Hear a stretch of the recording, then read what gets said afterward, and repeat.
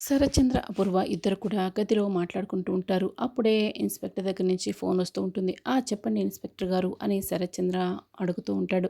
Sir, నేను మీకు ఒక ముఖ్యమైన విషయం చెప్పడానికి ఫోన్ చేశాను సార్. ఇంతకు ముందు కూడా ట్రై చేశాను. కానీ మీరప్పుడు కాల్ తీయలేదు. అది చాలా ఇంపార్టెంట్ విషయం. మీరు అనుకుంటున్నట్లు శోభాచంద్ర గారు ఫైర్ యాక్సిడెంట్‌లో చనిపోలేదు సార్. ప్రీ ప్లాన్డ్ మర్డర్, ఆవిడ్ని చంపేశారు అని ఇన్స్‌పెక్టర్ గారు శరత్చంద్రకి నిజం చెప్పేయడంతో శరత్చంద్ర అయితే చాలా షాక్ అయి వింటూ ఉంటారు. ఏంటి, శోభాచంద్రని మర్డర్ చేశారా? చంపేశారా? ఏం మాట్లాడుతున్నావు ఇన్స్‌పెక్టర్ అని శరత్చంద్ర అడుగుతూ ఉంటాడు. పక్కనే ఉన్న అపూర్వ ఇది విని చాలా షాక్ అవుతుంది. కంగారు పడిపోతూ ఉంటుంది. అవును సార్, నేను చెప్తున్నది నిజమే అని ఇన్స్‌పెక్టర్ చెప్పడంతో అసలు ఏంటి ఇన్స్‌పెక్టర్ నువ్వు మాట్లాడుతున్నావు? నీ దగ్గర ఏం ఎవిడెన్స్ ఉందని నువ్వు ఇంత ఖచ్చితంగా చెప్తున్నావు? చెప్పు. నీ దగ్గర ఉన్న ఎవిడెన్స్ ఏంటి? నా శోభని చంపింది ఎవరు?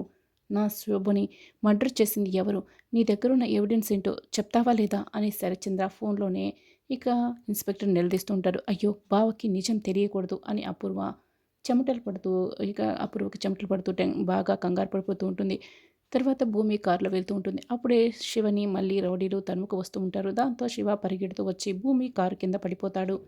ఎవరు కారు కింద పడిపోయింది అని భూమి దిగొచ్చి చూస్తూ ఉంటుంది.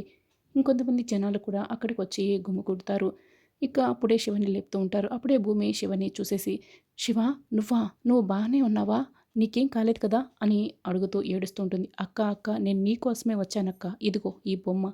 అమ్మ నీకివ్వమని చెప్పిందక్క. అందుకే అక్క నీకోసం వెతుకుతూ వస్తున్నాను. ఇలా బొమ్మని తీసుకువచ్చాను" అని శివ బొమ్మని భూమి చేతిలో పెడతాడు.